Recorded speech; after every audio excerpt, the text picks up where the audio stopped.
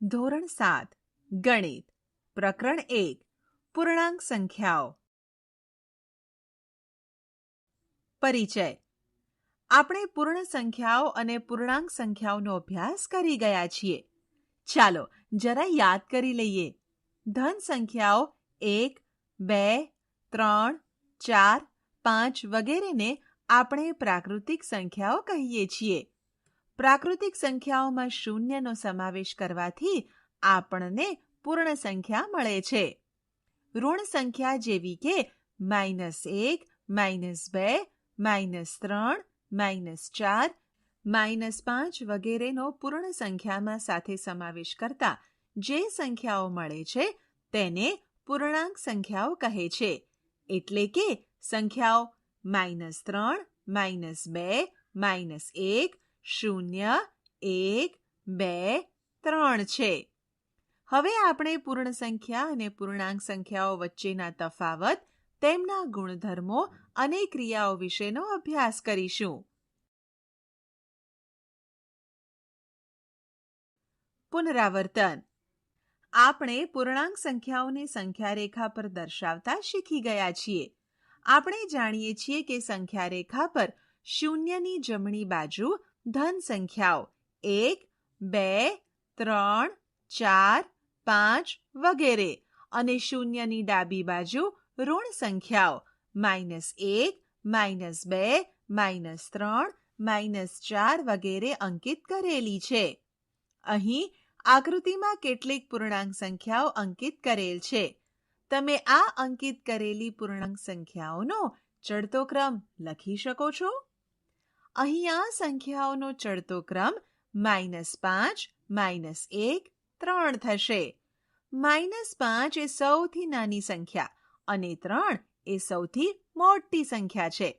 કારણ કે -5 એ અંકિત કરેલ સંખ્યાઓમાં ડાબી બાજુએ આવેલ છે, જ્યારે 3 એ અંકિત કરેલ સંખ્યાઓમાં જમણી બાજુએ આવેલ છે. હવે અહીં આપેલ સંખ્યા રેખા પર કેટલીક સંખ્યાઓ અંકિત કરેલ છે.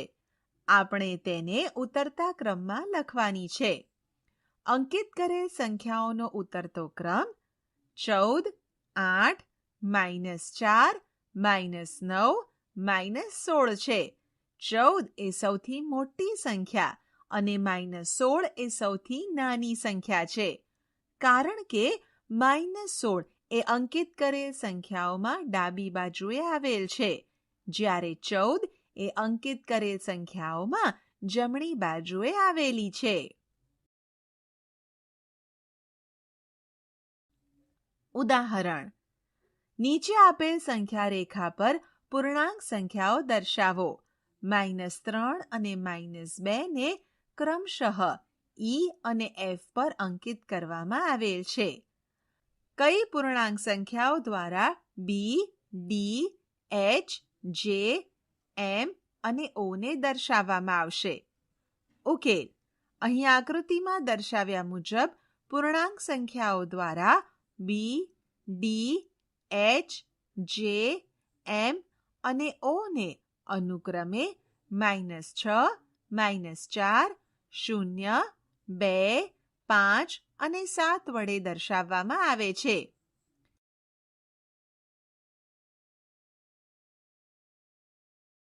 પૂર્ણાંક સંખ્યાઓના સરવાળા અને બાદબાકી. આપણે પૂર્ણાંક સંખ્યાઓના સરવાળા અને બાદબાકી વિશે શીખી ગયા છીએ. ચાલો યાદ કરી લઈએ. 1. કોઈ પણ પૂર્ણાંક સંખ્યામાં ધન પૂર્ણાંક ઉમેરતા આપણે જમણી બાજુ ખસીએ છીએ. દાખલા તરીકે 3 + 5 = 8, 7 + 4 = 11, 5 + 5 = 10. 2. કોઈ પણ પૂર્ણાંક સંખ્યામાં ઋણ પૂર્ણાંક ઉમેરતા આપણે ડાબી બાજુ ખસીએ છીએ.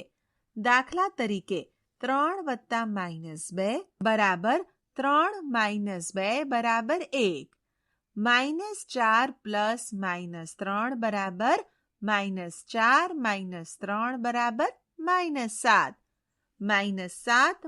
- 3 = -10. 3. કોઈ પણ ધન પૂર્ણાંકની બાદબાકી કરતા આપણે ડાબી બાજુ ખસીએ છીએ. દાખલા તરીકે 7 - 3 બરાબર 4. 2 - 4 બરાબર 2 - 4 બરાબર -2. 9 + -7 બરાબર 9 - 7 બરાબર 2. 4. કોઈ પણ ઋણ પૂર્ણાંકની બાદબાકી કરતા આપણે જમણી બાજુ ખસીએ છીએ. દાખલા તરીકે -2 - -1 બરાબર -2 + 1 બરાબર -1. -4 - -6 બરાબર -4 + 6 બરાબર 2. 3 - -4 બરાબર 3 + 4 બરાબર 7. પૂર્ણાંક સંખ્યાઓના સરવાળા અને બાદબાકીના ગુણધર્મો. સરવાળા વિશે સંવૃત્તા. આપણે શીખી ગયા છીએ કે કોઈ પણ બે પૂર્ણ સંખ્યાઓનો સરવાળો કરતાં પૂર્ણ સંખ્યા જ મળે છે. દાખલા તરીકે 17 + 24 બરાબર 41. અહીં 17 અને 24 એ પૂર્ણ સંખ્યા છે. 17 અને 24નો સરવાળો 41 આવે છે, જે પણ પૂર્ણ સંખ્યા છે. આમ આ ગુણધર્મને પૂર્ણ સંખ્યા માટે સરવાળા વિશે સંવૃત્તાનો નિયમ કહે છે. આ નિયમ પૂર્ણાંક સંખ્યાઓ માટે સાચા છે કે નહીં એની ચકાસણી કરીએ. અહીં પૂર્ણાંક સંખ્યાઓની કેટલીક જોડીઓ આપેલ છે. કોષ્ટકને ધ્યાનથી જુઓ અને પૂર્ણ કરો. આમ બે પૂર્ણાંક સંખ્યાઓનો સરવાળો કરવાથી મળતું પરિણામ પણ પૂર્ણાંક સંખ્યા જ મળે છે. સામાન્ય રીતે કોઈ પણ બે પૂર્ણાંક સંખ્યાઓ a અને b માટે a + b પૂર્ણાંક છે.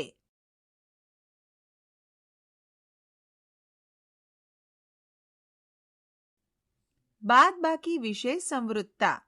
જ્યારે આપણે એક પૂર્ણાંક સંખ્યામાંથી બીજી પૂર્ણાંક સંખ્યા બાદ કરીએ છીએ ત્યારે શું થાય છે? શું આપણે કહી શકીએ છીએ કે તેમનો તફાવત એક પૂર્ણાંક છે? અહીં આપેલા કોષ્ટકને જુઓ અને પૂર્ણ કરો. આપણે જાણીએ છીએ કે કોઈ પણ બે પૂર્ણાંક સંખ્યાઓનો તફાવત પૂર્ણાંક સંખ્યા જ મળે છે. દાખલા તરીકે 7 - 9 બરાબર -2. બાદબાકી વિશે સંવૃત્તા ચકાસવા નીચે આપેલ કોષ્ટકને ધ્યાનથી જુઓ. કોષ્ટકમાં આપેલ દરેક વિધાનનું પરિણામ પૂર્ણાંક સંખ્યા જ આવે છે. આમ પૂર્ણાંક સંખ્યાઓ બાદબાકી વિશે સંવૃત્તા ધરાવે છે. સામાન્ય રીતે જો a અને b બે પૂર્ણાંક સંખ્યાઓ હોય તો a - b પૂર્ણાંક છે. ક્રમનો ગુણધર્મ.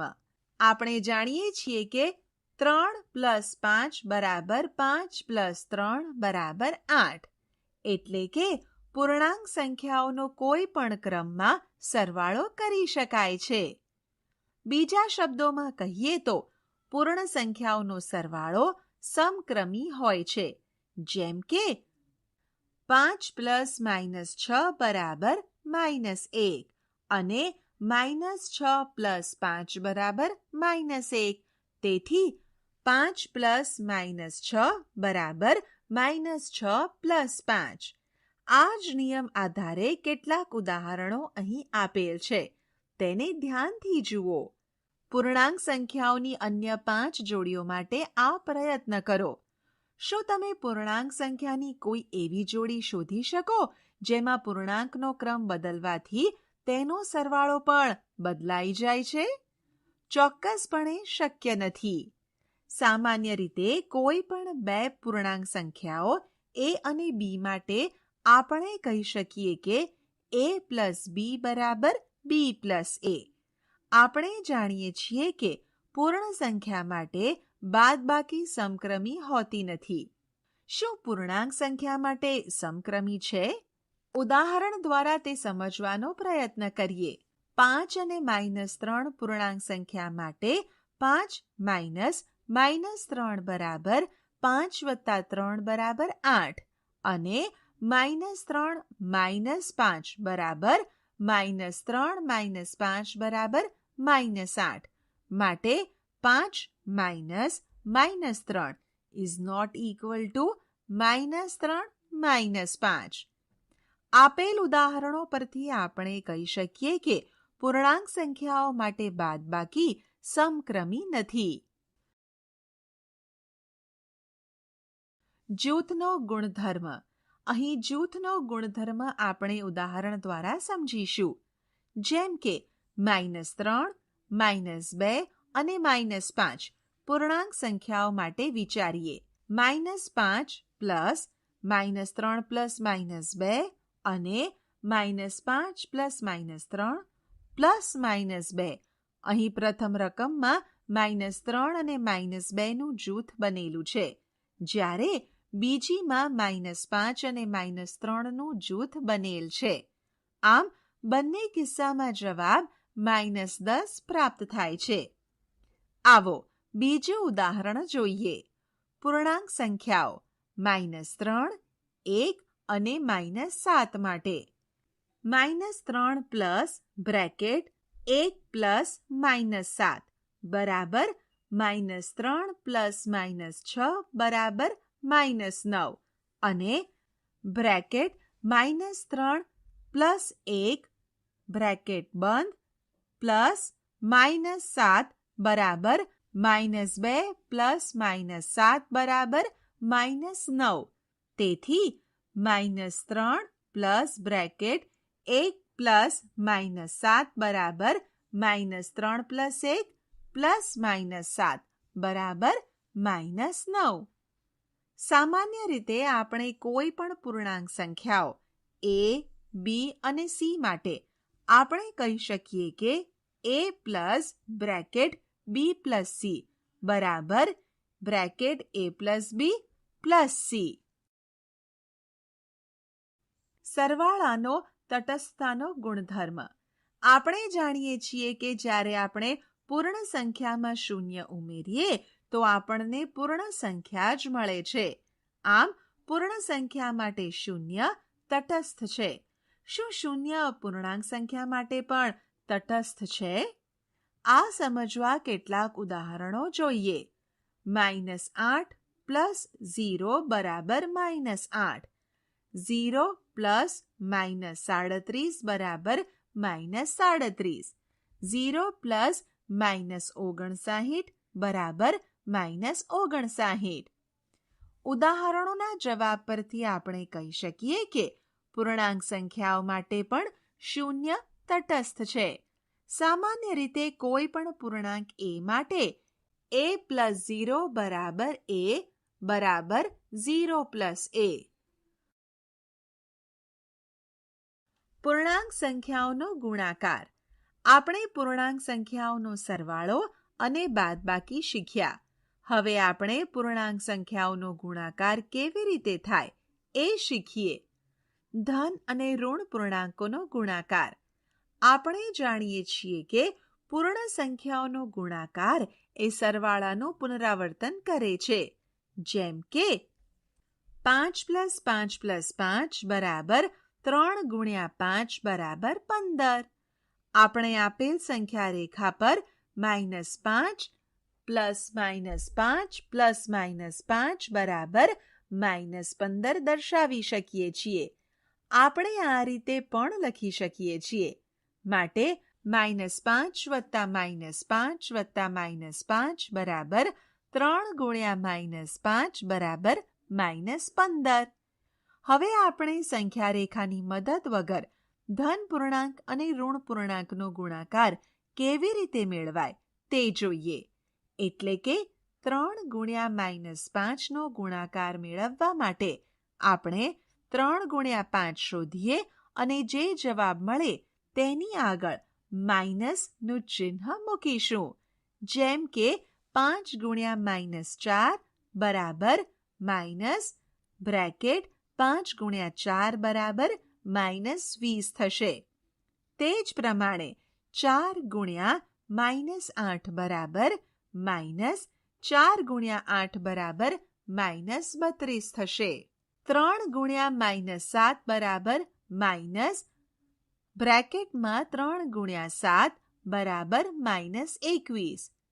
6 ગુણ્યા -5 બરાબર માઇનસ બ્રેકેટમાં 6 ગુણ્યા 5 બરાબર -30 અને 10 ગુણ્યા -43 બરાબર માઇનસ બ્રેકેટમાં 10 ગુણ્યા 43 બરાબર -430 થશે.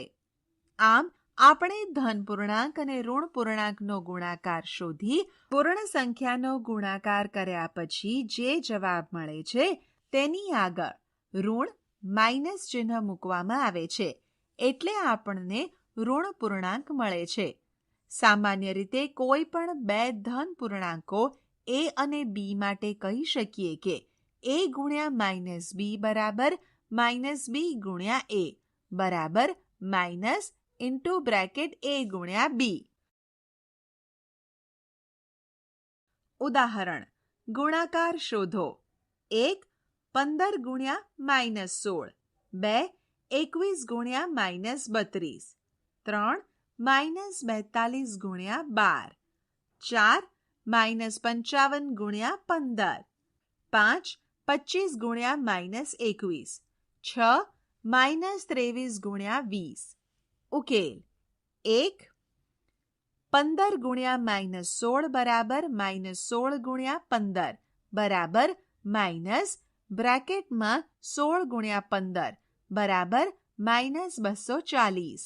2 21 ગુણ્યા -32 બરાબર -32 ગુણ્યા 21 બરાબર માઇનસ બ્રેકેટમાં 32 ગુણ્યા 21 બરાબર -673. 3 -42 ગુણ્યા 12 બરાબર માઇનસ બ્રેકેટમાં 42 ગુણ્યા 12 બરાબર -504. 4 -55 ગુણ્યા 15 બરાબર માઇનસ બ્રેકેટમાં 55 ગુણ્યા 15 બરાબર -825. 5 25 ગુણ્યા -21 બરાબર -21 ગુણ્યા 25 બરાબર માઇનસ બ્રેકેટમાં 21 ગુણ્યા 25 બરાબર -525. 6 -23 ગુણ્યા 20 બરાબર -23 ગુણ્યા 20 બરાબર માઇનસ બ્રેકેટમાં 23 ગુણ્યા 20 બરાબર -460. બે ઋણ પૂર્ણાંકોનો ગુણાકાર.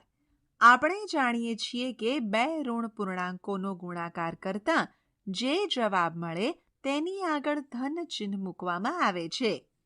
જેમ કે 1 -3 ગુણ્યા -2 બરાબર 6, 2 -3 ગુણ્યા -3 બરાબર 9, 3 -3 ગુણ્યા -4 બરાબર 12.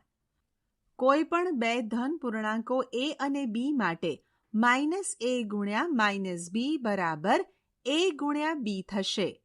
ઉદાહરણ: ગુણાકાર શોધો. 1 -31 ગુણ્યા -100, 2 -25 ગુણ્યા -72, 3 -83 ગુણ્યા -28.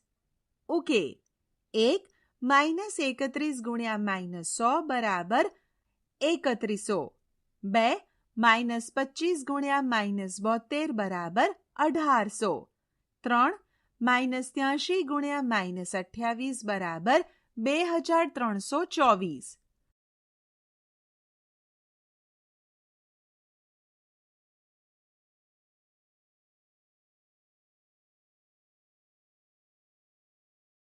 પ્રવૃત્તિ. અહીં આપણે એક એવું બોર્ડ લઈશું જેની પર -104 થી 104 સુધીની સંખ્યાઓ અંકિત કરેલી હોય. હવે આપેલ બેગને ધ્યાનથી જુઓ. તેમાં 2 વાદળી અને 2 લાલ પાસા છે. વાદળી પાસા પર અંકો ધન પૂર્ણાંક છે અને લાલ પાસા પરના અંકો ઋણ પૂર્ણાંક દર્શાવે છે. રમતની શરૂઆત આ રીતે કરીશું. સૌપ્રથમ દરેક ખેલાડી પોતાના કાઉન્ટરને 0 પર મૂકશે. હવે જ્યારે જે ખેલાડીનો વારો આવે ત્યારે બેગમાંથી 2 પાસા એકસાથે નીકળીને ઉછળશે. આમ તેને 2 જુદા પાસા પર અલગ અલગ અંકો મળશે. ત્યારબાદ ખેલાડી પાસા પર અંકિત અંકોનો ગુણાકાર કરે છે. જો જવાબ ધન હશે તો તે કાઉન્ટરને ધન દિશા તરફના 104 બાજુ ખસેડશે અને જો જવાબ ઋણ હશે તો તે ખેલાડી તેના કાઉન્ટરને ઋણ દિશા તરફના -104 બાજુ ખસેડશે. આમ રમત રમતા જે ખેલાડી પ્રથમ -104 અથવા 104 પર પહોંચશે તે વિજેતા ગણાશે. અહીં આપણને 2 વાદળી અને 2 લાલ પાસા પરથી કુલ 3 શક્યતાઓ મળશે. જેમ કે બંને પાસા વાદળી આવે એટલે કે આ વખતે બંને અંકો ધન પૂર્ણાંક આવશે, જેનો ગુણાકાર પણ ધન થશે. અથવા ધારો કે બંને પાસા લાલ આવે તો બંને અંકો ઋણ પૂર્ણાંક આવશે, જેનો ગુણાકાર પણ ધન થશે. હવે ધારો કે એક લાલ અને એક વાદળી પાસો આવે ત્યારે એક પૂર્ણાંક ધન અને બીજો પૂર્ણાંક ઋણ હશે, જેનો ગુણાકાર ઋણ થશે. અથવા એક વાદળી અને એક લાલ પાસા આવે ત્યારે એક અંક ઋણ અને બીજો અંક ધન આવશે, જેનો ગુણાકાર ઋણ થશે. ધારો કે બંને વાદળી પાસા પરના અંકો 3 અને 4 હોય તો તેનો ગુણાકાર 3 × 4 = 12 થશે. આ જ રીતે ધારો કે લાલ પાસા પરના અંકો 2 અને 5 હોય તો તેનો ગુણાકાર -2 × -5 = 10 થશે. અને એક લાલ અને એક વાદળી પાસા માટે અંકિત કરેલ અંકો 4 અને 3 હોય તો તેનો ગુણાકાર -4 × -3 = -12 મળશે. આ રીતે રમત આગળ વધશે અને જે ખેલાડી -104 અથવા 104 પર પ્રથમ પહોંચશે તે વિજેતા ગણાશે. આ રમત તમે તમારા મિત્રો સાથે રમો. 3 અથવા વધુ ઋણ પૂર્ણાંકોનો ગુણાકાર. આપણે જાણીએ છીએ કે 2 ઋણ પૂર્ણાંકોનો ગુણાકાર ધન આવે છે, 3 ઋણ પૂર્ણાંકોનો ગુણાકાર ઋણ આવે છે, 4 ઋણ પૂર્ણાંકોનો ગુણાકાર ધન આવે છે. આ રીતે 5 ઋણ પૂર્ણાંકોનો ગુણાકાર 6 ઋણ પૂર્ણાંકોનો ગુણાકાર આપણે મેળવી શકીએ છીએ. ટૂંકમાં આપેલ ઋણ પૂર્ણાંકોની સંખ્યા બેકી હોય તો ગુણાકારનો જવાબ ધન પૂર્ણાંક મળશે અને જો પૂર્ણાંકોની સંખ્યા એકી હોય તો ગુણાકારનો જવાબ ઋણ પૂર્ણાંક આવે છે. અહીં -9 × -5 × -6 × -3 = 810 થશે, જે ધન પૂર્ણાંક દર્શાવે છે, કારણ કે ઋણ પૂર્ણાંકોની સંખ્યા બેકી છે. જ્યારે -9 × -5 × 6 × -3 -810 થશે, જે ઋણ પૂર્ણાંક દર્શાવે છે, કારણ કે ઋણ પૂર્ણાંકની સંખ્યા એકી છે. ઉદાહરણ: નીચે આપેલ સંખ્યાઓનો ગુણાકાર કરતા મળતા જવાબનું ચિહ્ન શું થશે? 1. 8 ઋણ પૂર્ણાંકો અને 3 ધન પૂર્ણાંકો. 2. 5 ઋણ પૂર્ણાંકો અને 4 ધન પૂર્ણાંકો. 3. -1 12 વખત. 4. -1 2m વખત, જ્યાં m પ્રાકૃતિક સંખ્યા છે. ઉકેલ: 1. અહીં 8 ઋણ પૂર્ણાંકની સંખ્યા બેકી છે, તેથી તેનો ગુણાકાર ધન થશે. કુલ 8 ઋણ પૂર્ણાંકો અને 3 ધન પૂર્ણાંકોનો ગુણાકાર એટલે કે ધન પૂર્ણાંકોનો ધન પૂર્ણાંક સાથેનો ગુણાકાર કરતા જવાબ ધનમાં આવશે. 2. 5 ઋણ પૂર્ણાંકોની સંખ્યા એકી હોવાથી તેનો ગુણાકાર ઋણ આવશે, જ્યારે 4 ધન પૂર્ણાંકોનો ગુણાકાર ધન થશે. માટે કુલ 5 ઋણ પૂર્ણાંકો અને 4 ધન પૂર્ણાંકોનો ગુણાકાર એટલે કે ઋણ પૂર્ણાંકોનો ધન પૂર્ણાંક સાથેનો ગુણાકાર કરતા જવાબ ઋણમાં આવશે. 3. -1ની ઋણ નિશાની 12 વખત આવે છે. 12 બેકી સંખ્યા છે, તેથી તેનો ગુણાકાર કરતા જવાબ ધન આવશે. 4. અહીં m પ્રાકૃતિક સંખ્યા હોવાથી m બરાબર 1, 2, 3, 4 એમ વગેરે લેતા 2m એ બેકી પ્રાકૃતિક સંખ્યા બનશે. આમ -1 એટલે કે ઋણ સંખ્યાનો બેકી વખત ગુણાકાર કરતા મળતો જવાબ ધન સંખ્યા આવશે. પૂર્ણાંક સંખ્યાઓના ગુણાકાર વિશેના ગુણધર્મો. ગુણાકાર વિશે સંવૃત્તા. આપણે જાણીએ છીએ કે કોઈ પણ બે પૂર્ણાંક સંખ્યાઓનો ગુણાકાર આપણને પૂર્ણાંક સંખ્યા જ આપે છે, જે નીચે કોષ્ટકમાં દર્શાવેલ છે. આમ આપેલ કોષ્ટકમાં દરેક વિધાનનો જવાબ પૂર્ણાંક સંખ્યા જ આવે છે. સામાન્ય રીતે કોઈ પણ બે પૂર્ણાંક સંખ્યાઓ a અને b માટે a ગુણ્યા b પૂર્ણાંક સંખ્યા છે. ગુણાકાર માટેનો ક્રમનો ગુણધર્મ. આપણે જાણીએ છીએ કે પૂર્ણ સંખ્યા માટે ગુણાકાર સમક્રમી છે. શું આપણે કહી શકીએ કે પૂર્ણાંક સંખ્યા માટે પણ ગુણાકાર સમક્રમી છે? આ સમજવા નીચેનું કોષ્ટક ધ્યાનથી જુઓ. આપેલ કોષ્ટકમાં વિધાન 1 અને વિધાન 2 નો જવાબ સમાન આવે છે. તેથી આપણે કહી શકીએ કે પૂર્ણાંક સંખ્યાઓ માટે પણ ગુણાકાર સમક્રમી છે. આમ સામાન્ય રીતે જો a અને b આપેલ બે પૂર્ણાંક સંખ્યાઓ હોય તો તેમનો ગુણાકાર કોઈ પણ ક્રમમાં લઈ શકાય છે. એટલે કે a ગુણ્યા b બરાબર b ગુણ્યા a. શૂન્ય વડે ગુણાકાર. આપણે જાણીએ છીએ કે જ્યારે કોઈ પણ પૂર્ણ સંખ્યાને શૂન્ય વડે ગુણવામાં આવે છે ત્યારે જવાબ શૂન્ય આવે છે. આ જ રીતે કોઈ પણ પૂર્ણાંક સંખ્યાને શૂન્ય વડે ગુણવામાં આવે તો જવાબ શૂન્ય જ આવે છે. દાખલા તરીકે -3 ગુણ્યા શૂન્ય બરાબર શૂન્ય, 0 ગુણ્યા -4 બરાબર શૂન્ય, 7 ગુણ્યા શૂન્ય બરાબર શૂન્ય અને 0 ગુણ્યા 8 બરાબર શૂન્ય. સામાન્ય રીતે કોઈ પણ પૂર્ણાંક સંખ્યા a માટે a ગુણ્યા શૂન્ય બરાબર 0 ગુણ્યા a બરાબર શૂન્ય. ગુણાકારની તટસ્થ સંખ્યા. આપણે જાણીએ છીએ કે 1 એ ગુણાકારમાં પૂર્ણ સંખ્યાઓ માટે તટસ્થ સંખ્યા છે. નીચે આપેલ પૂર્ણાંક સંખ્યાઓનો એક સાથે ગુણાકાર કરતા જવાબ તે સંખ્યા પોતે જ મળે છે. -3 ગુણ્યા 1 બરાબર -3, -4 ગુણ્યા 1 બરાબર -4, 1 ગુણ્યા -5 બરાબર -5, 1 ગુણ્યા -6 બરાબર -6, 1 ગુણ્યા 5 બરાબર 5, 1 ગુણ્યા 8 બરાબર 8, 3 ગુણ્યા 1 બરાબર 3, 7 ગુણ્યા 1 બરાબર 7.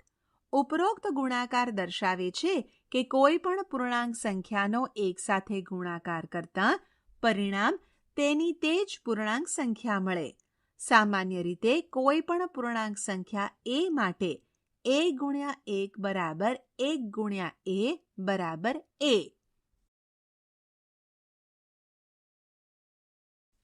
ગુણાકાર માટે જૂથનો નિયમ. ધારો કે કોઈ પણ 3 પૂર્ણાંક સંખ્યાઓ -3, -2 અને 5 માટે અહીં દર્શાવેલ રીતે ગુણાકાર કરીશું.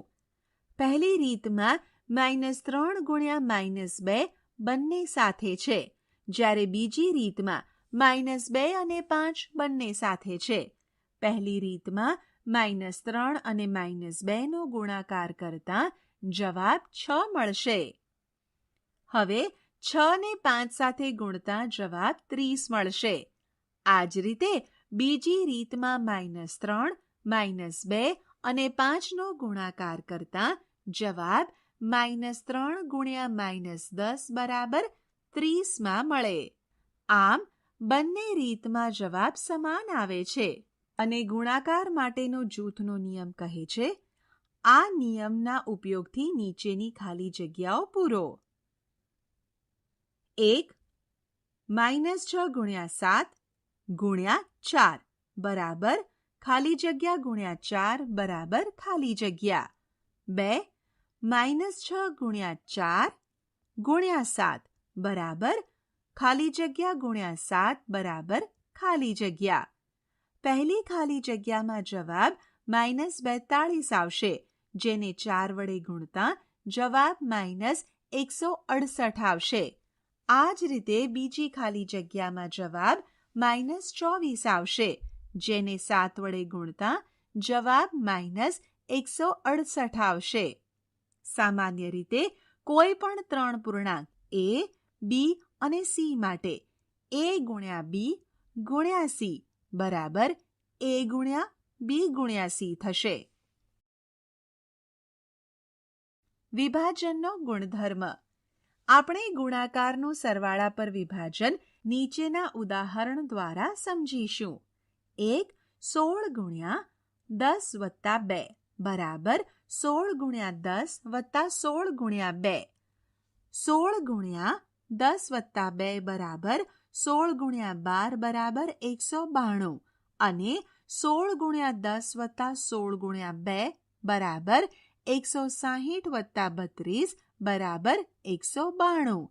તેથી 16 × 10 + 2 બરાબર 16 × 10 + 16 × 2. 2 -4 × -2 + 7 બરાબર -4 × -2 + -4 × 7. -4 × -2 + 7 બરાબર -4 × 5 બરાબર -20 અને -4 × -2 વત્તા -4 × 7 બરાબર 8 વત્તા -28 બરાબર -20. તેથી -4 × -2 × 7 બરાબર -4 × -2 વત્તા -4 × 7. 3 -8 × -2 વત્તા -1 બરાબર -8 × -2 વત્તા -8 × -1.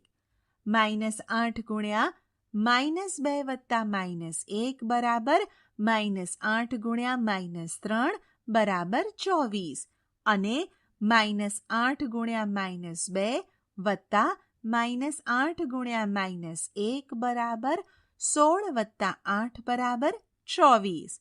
તેથી -8 × -2 વત્તા -1 બરાબર -8 × -2 વત્તા -8 × -1.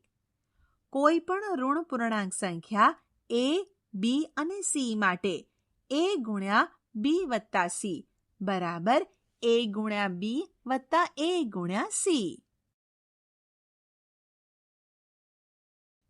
ઉદાહરણ 10 × 6 વત્તા -2 બરાબર 10 × 6 વત્તા 10 × -2. ઉકેલ 10 × 6 વત્તા -2 બરાબર 10 × 4 બરાબર 40 અને 10 × 6 વત્તા 10 × -2 બરાબર 60 વત્તા -20 બરાબર 40. માટે 10 × 6 વત્તા -2 બરાબર 10 × 6 વત્તા 10 × -2.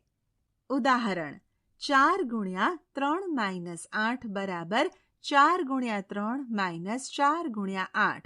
ઉકેલ 4 × 3 - 8 બરાબર 4 × -5 બરાબર -20 અને 4 × 3 - 4 × 8 બરાબર 12 - 32 બરાબર -20. માટે 4 × 3 - 8 બરાબર 4 × 3 - 4 × 8. ઉદાહરણ -15 × -7 - -1 બરાબર -15 × -7 -15 × -1. ઉકેલ -15 ગુણ્યા -7 -1 બરાબર -15 ગુણ્યા -6 બરાબર 90 અને -15 ગુણ્યા -7 -15 ગુણ્યા -1 બરાબર 105 બાદ 15 બરાબર 90 માટે -15 ગુણ્યા -7 -1 બરાબર -15 ગુણ્યા -7 -15 ગુણ્યા -1. ઉપરના ઉદાહરણો ચકાસતા આપણને નવું વિભાજન મળે છે. સામાન્ય રીતે કોઈ પણ 3 પૂર્ણાંક સંખ્યા a, b અને c માટે a ગુણ્યા b માઇનસ c બરાબર a ગુણ્યા b માઇનસ a ગુણ્યા c. ગુણાકારને સરળ બનાવવા અહીં આપણે -25 ગુણ્યા 37 ગુણ્યા 4 માટે -25 ગુણ્યા 37 ગુણ્યા 4 બરાબર -925 ગુણ્યા 4 બરાબર -3700 અથવા -25 ગુણ્યા 37 ગુણ્યા 4 માટે -25 ગુણ્યા 4 ગુણ્યા 37 બરાબર -100 ગુણ્યા 37 બરાબર -3700. આપણે જોઈ શકીએ છીએ કે ઉપરના બંને પરિણામો પૈકી બીજા પરિણામનું ઘણી સહેલાઈથી સાદું રૂપ આપી શકાય છે. એટલે કે સંખ્યાઓના ક્રમનો, જૂથનો અને વિભાજનનો ગુણધર્મ આપણને ગુણાકારની ગણતરી સરળ બનાવવામાં મદદ કરે છે. ઉદાહરણ 1 16 ગુણ્યા 12 2 -23 ગુણ્યા 48 3 -35 ગુણ્યા -98 4 52 ગુણ્યા -8 વત્તા -52 ગુણ્યા 2. ઉકેલ 1 16 ગુણ્યા 12 બરાબર 16 ગુણ્યા 10 વત્તા 2 બરાબર 16 ગુણ્યા 10 વત્તા 16 ગુણ્યા 2 બરાબર 160 વત્તા 32 બરાબર 192. 2 -23 ગુણ્યા 48 બરાબર -23 ગુણ્યા 50 2 બરાબર -23 ગુણ્યા 50 વત્તા -23 ગુણ્યા 2 બરાબર -1150 -46 બરાબર -1150 વત્તા 46 બરાબર -1104. 3 -35 ગુણ્યા -98 બરાબર -35 ગુણ્યા -100 વત્તા 2 બરાબર -35 ગુણ્યા -100 વત્તા -35 ગુણ્યા 2 બરાબર 3500 70 બરાબર 3430.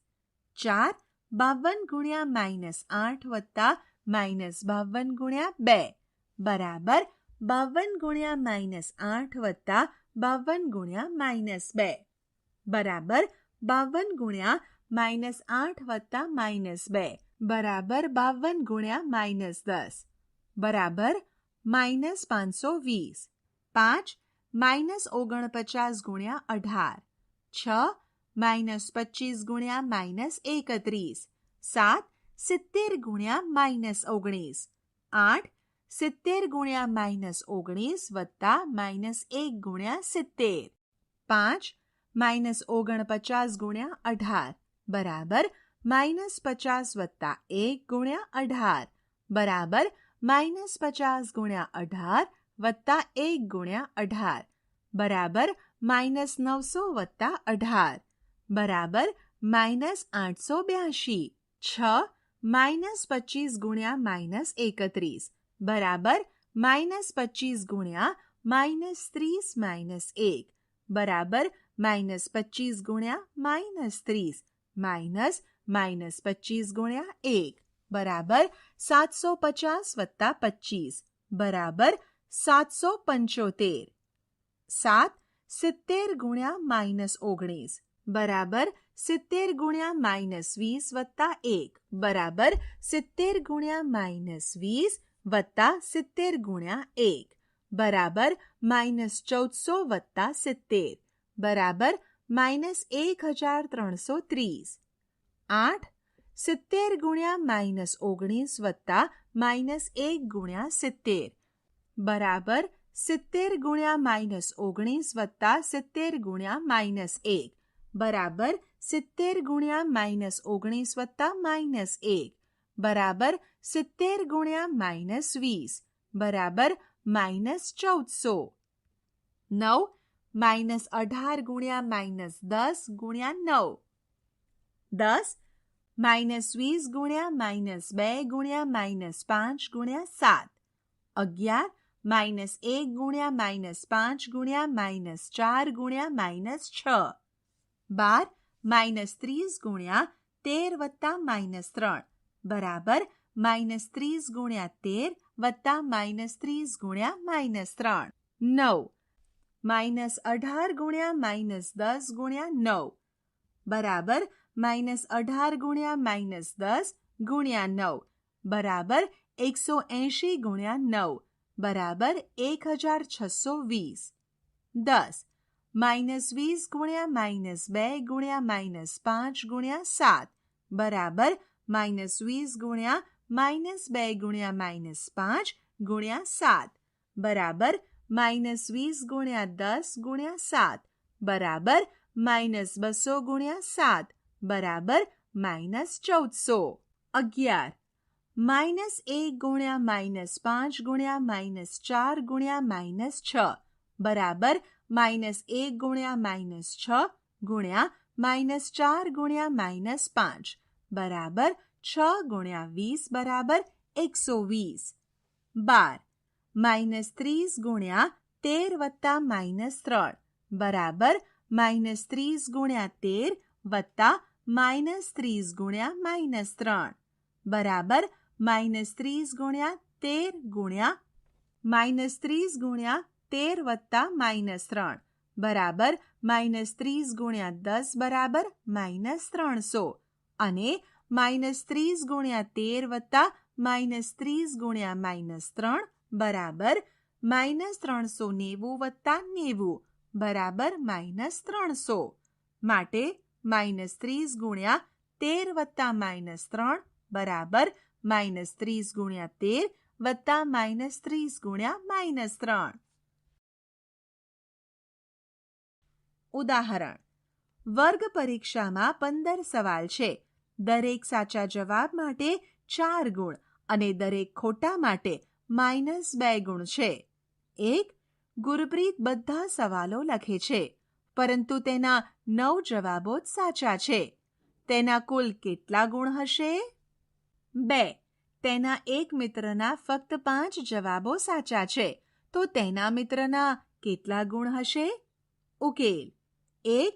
અહીં એક સાચા જવાબના 4 ગુણ છે, તેથી 9 સાચા જવાબના 9 ગુણ્યા 4 બરાબર 36 ગુણ થશે. હવે એક ખોટા જવાબના -2 ગુણ છે, તેથી 15 - 19 બરાબર 6. ખોટા જવાબના 6 ગુણ્યા -2 બરાબર -12 થશે. તેથી ગુરપ્રીતના કુલ ગુણ 36 વત્તા -12 બરાબર 24 ગુણ થશે. 2.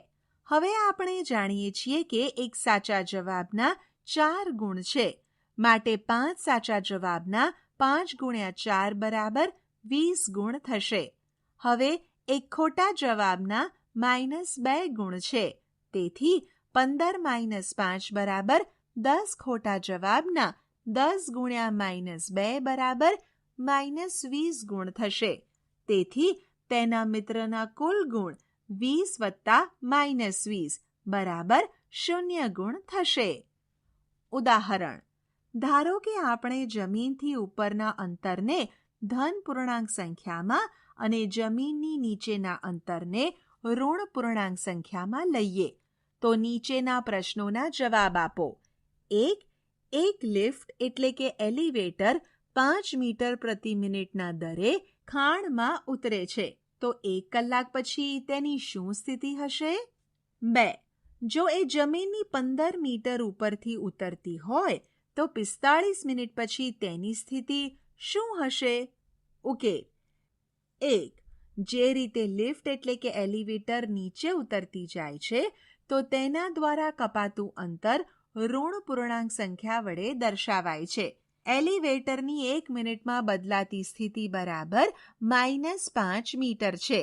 માટે 60 મિનિટ પછી એલિવેટરની સ્થિતિ બરાબર 60 ગુણ્યા -5 બરાબર -300 મીટર, એટલે કે 300 મીટર જમીનથી નીચે હશે.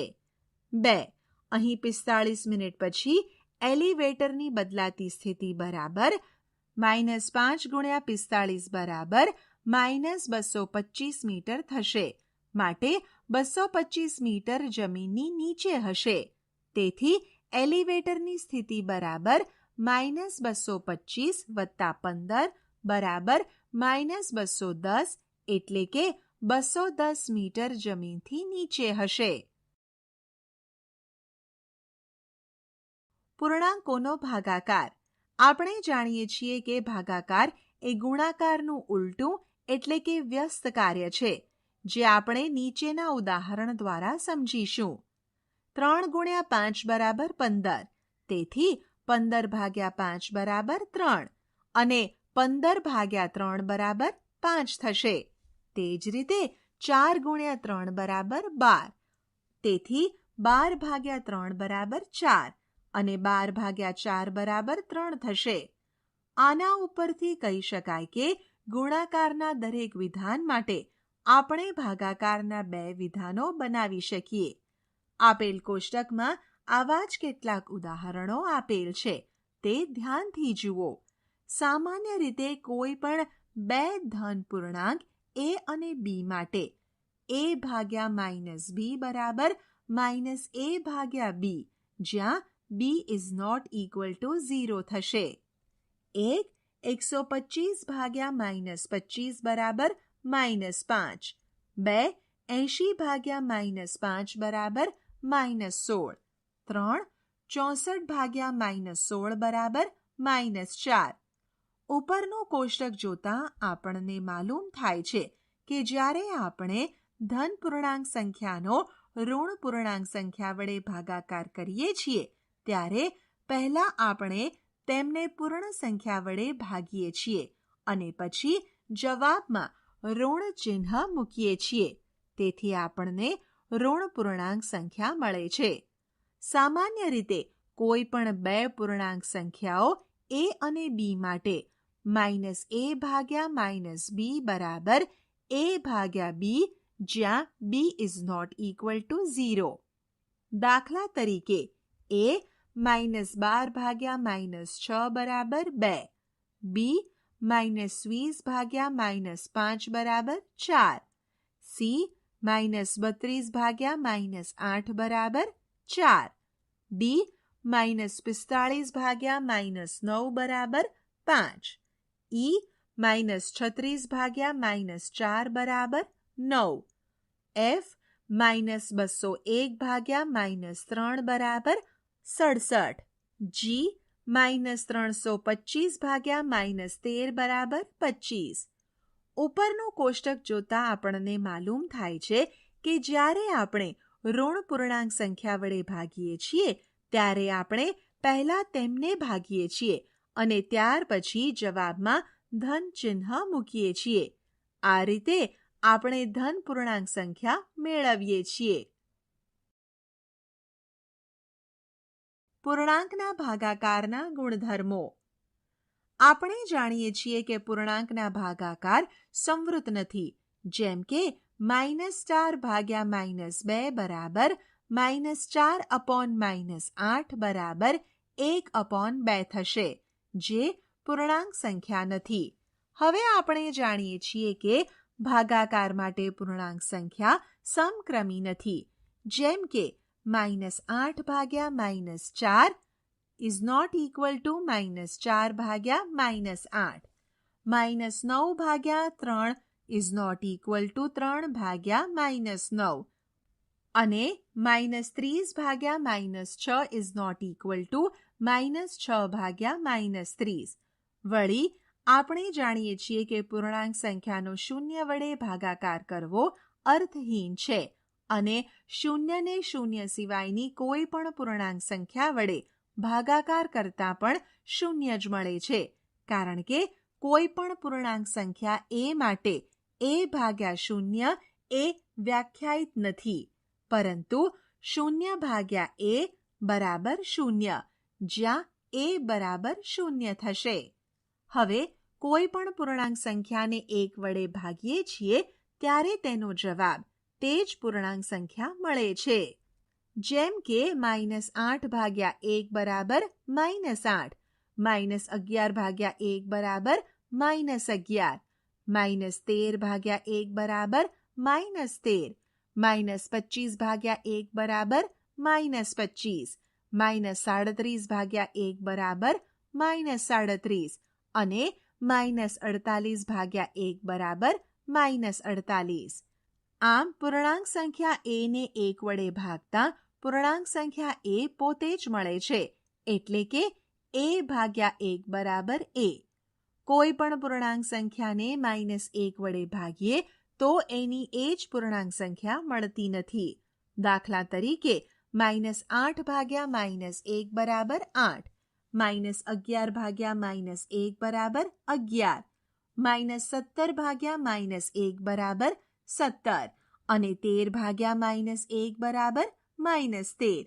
આમ કોઈ પણ પૂર્ણાંક સંખ્યાનો -1 વડે ભાગાકાર કરતાં પૂર્ણાંકની જે નિશાની હોય તેનાથી વિરુદ્ધ નિશાનીમાં જવાબ મળે છે. જેમ કે -8 ને -1 વડે ભાગતા -8 મળ્યા. તેવી જ રીતે -11 ને -1 વડે ભાગતા -11 મળ્યા.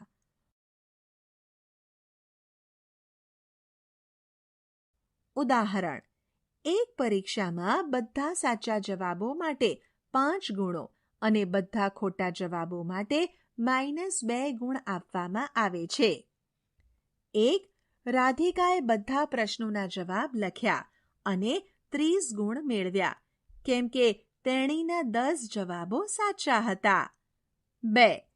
જયે પણ બધા પ્રશ્નોના જવાબ લખ્યા અને -12 ગુણ મેળવ્યા, કેમ કે તેના 4 જવાબો સાચા હતા. તો બંને કેટલા ખોટા જવાબ આપ્યા હતા? ઉકેલ: 1. અહીં એક સાચા જવાબના 5 ગુણ છે, તેથી 10 સાચા જવાબના 10 ગુણ્યા 5 બરાબર 50 ગુણ થશે. રાધિકાએ 30 ગુણ મેળવ્યા છે, માટે ખોટા જવાબો માટે મેળવેલ ગુણ બરાબર 30 બાદ 50 બરાબર -20. પણ દરેક ખોટા જવાબ માટે -2 ગુણ છે, તેથી ખોટા જવાબોની સંખ્યા બરાબર -20/-2 બરાબર 10. રાધિકાએ 10 જવાબો ખોટા આપ્યા છે.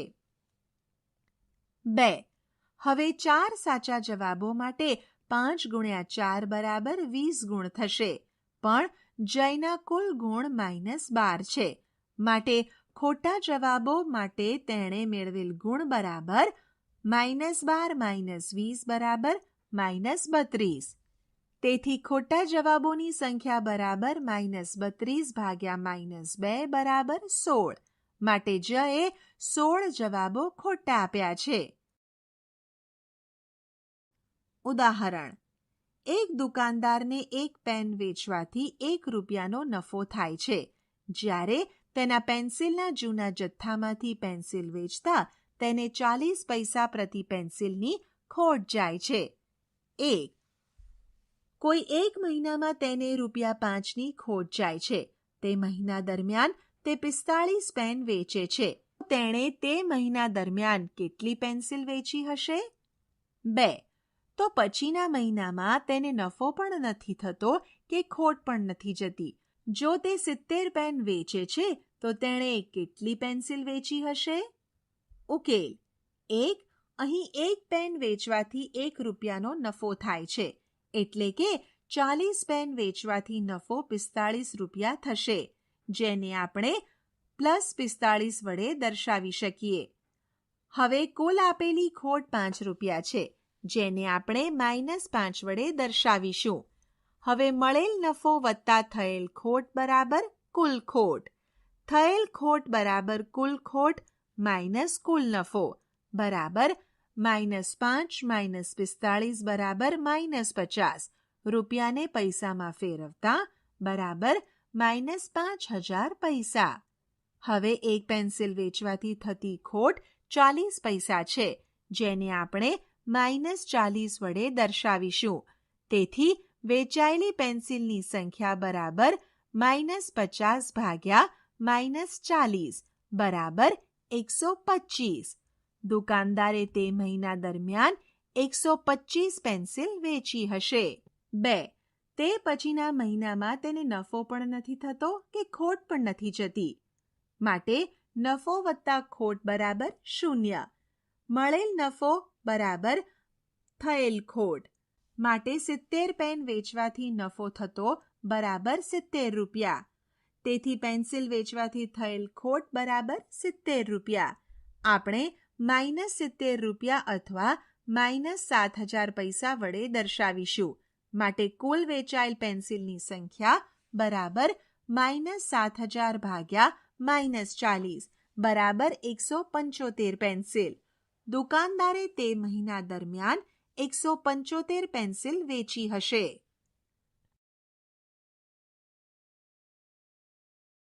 આપણે શી ચર્ચા કરી? 1. પૂર્ણાંક સંખ્યા એ સંખ્યાઓનો મોટો સમૂહ છે, જેમાં પૂર્ણ સંખ્યાઓ અને તેમની ઋણ સંખ્યાઓનો સમાવેશ થાય છે, જેનો અભ્યાસ આપણે ધોરણ 6 માં કરી ચૂક્યા છીએ. 2. અગાઉના ધોરણમાં આપણે પૂર્ણાંક સંખ્યાઓની સંખ્યા રેખા પર નિરૂપણ કરવું અને તેના સરવાળા અને બાદબાકી વિશે અભ્યાસ કરી ચૂક્યા છીએ. 3. આપણે હમણાં સરવાળા અને બાદબાકી દ્વારા પાલન થતા ગુણધર્મોનો અભ્યાસ કર્યો. એ પૂર્ણાંક સંખ્યાઓ સરવાળા અને બાદબાકી બંને વિશે સમૃદ્ધતા ધરાવે છે. અર્થાત પૂર્ણાંક સંખ્યાઓ a અને b માટે a વત્તા b અને a - b મેળવતા પૂર્ણાંક સંખ્યા મળે છે. b પૂર્ણાંક સંખ્યાઓનો સરવાળો સમક્રમી છે, એટલે કે બધી જ પૂર્ણાંક સંખ્યાઓ a અને b માટે a વત્તા b બરાબર b વત્તા a. c પૂર્ણાંક સંખ્યાઓ માટે સરવાળો અને જૂથનો નિયમ ધરાવે છે, એટલે કે બધી જ પૂર્ણાંક સંખ્યાઓ a, b અને c માટે a વત્તા b વત્તા c બરાબર a વત્તા b વત્તા c. d પૂર્ણાંક સંખ્યાઓ શૂન્ય એ સરવાળા માટે તટસ્થ સંખ્યા છે, એટલે કે દરેક પૂર્ણાંક a માટે a વત્તા 0 બરાબર 0 વત્તા a બરાબર a. 4. અભ્યાસ કર્યા પછી આપણને એ જાણવા મળ્યું કે ધન પૂર્ણાંક સંખ્યા અને ઋણ પૂર્ણાંક સંખ્યાઓનો ગુણાકાર કરવાથી ઋણ પૂર્ણાંક સંખ્યા મળે છે અને બે ઋણ પૂર્ણાંક સંખ્યાઓનો ગુણાકાર કરવાથી ધન પૂર્ણાંક સંખ્યા મળે છે. ઉદાહરણ તરીકે -2 × 7 બરાબર -14 અને -3 × -8 બરાબર 24. 5.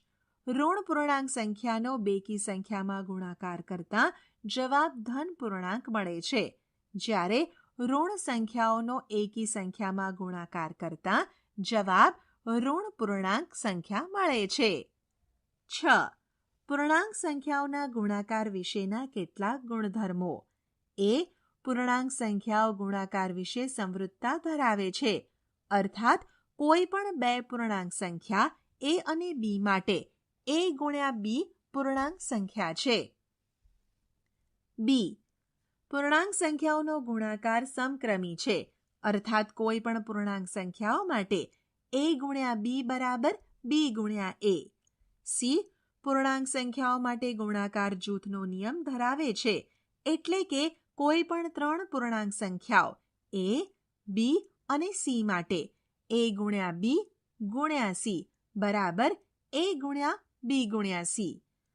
d પૂર્ણાંક સંખ્યા 1 એ ગુણાકાર માટે તટસ્થ સંખ્યા છે, એટલે કે કોઈ પણ પૂર્ણાંક સંખ્યા a માટે a ગુણ્યા 1 બરાબર 1 ગુણ્યા a બરાબર a. 7.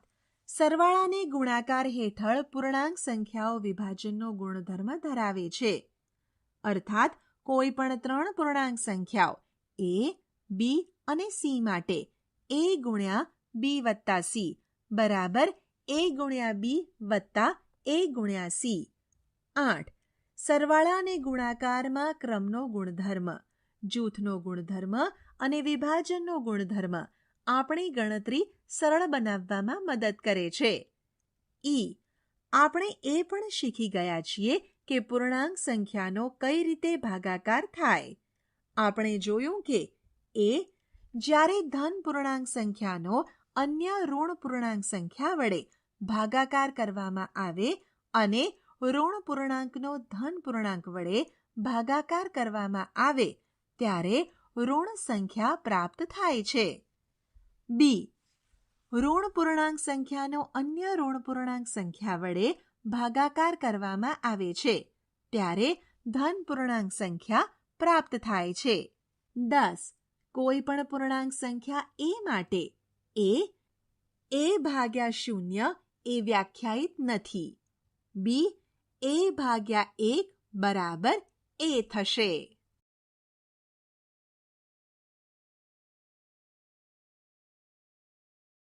આશા છે કે તમને આ ઈ લર્નિંગ મોડ્યુલમાં મજા આવી હશે. આભાર.